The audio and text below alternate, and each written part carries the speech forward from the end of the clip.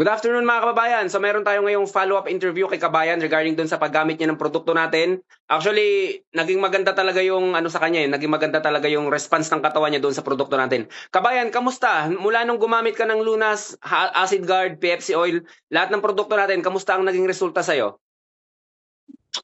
Yun nga po, simula po nung Monday nung uminom po ako ng Lunas, gawa nga po mahigit 1 week po ako bago mapadumi po. Nung umaga po ng Monday, nung uminom po ako ng Lunas po, nung hapon po talagang napadumi po ako. Talaga pong napadumi po agad. Kinabukasan, 3 beses naman po akong napadumi po. At araw-araw na po yun, Mm. napapadumi po ako.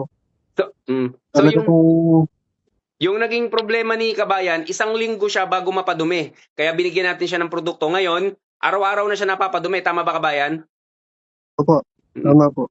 Okay. So talagang, kamusta yung pakiramdam? Ano ba? Napakagaan ba? Ano ba? Opo, magaan po sa pakiramdam po kapag po yung sa pag-inom po ng Lunas po. Dumi talaga ng dumi, no?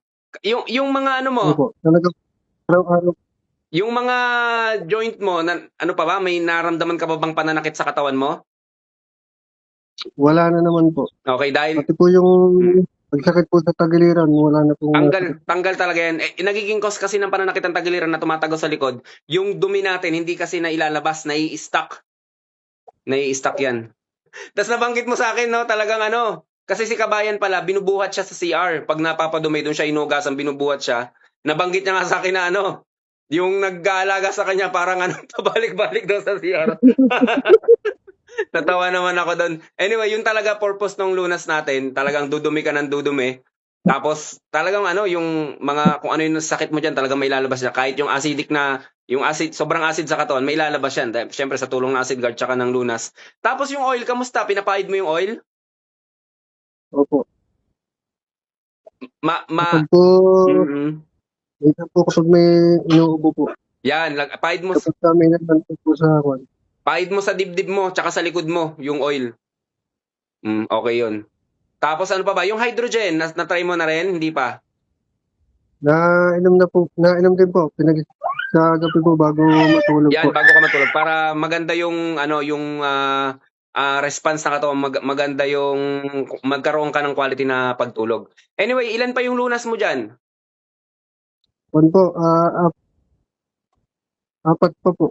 4 pa, sige. Oil, marami ka pang oil? Wala na po eh. Yung oil, sige. Kasi po yung Sige. oil po na ginagamit ko na pabili po sa kapatid ko nang umuwi po ng yung Ah, nakaraan. okay lang yun. At least, at least nagbigay ka rin sa kanya. Anyway, padalahan kita ng oil. Padalahan kita ng 3. Padalahan kita Salamat ulit po. ng 3. I-ano mo lang ulit sa akin yung address mo. So yun lang naman, gusto ko lang mag-update para makita ng kababayan natin yung update. Nay, salamat po Maraming salamat Salamat, po. sige kabayan. Thank you so much. Ingat kayo Yes po. palagi.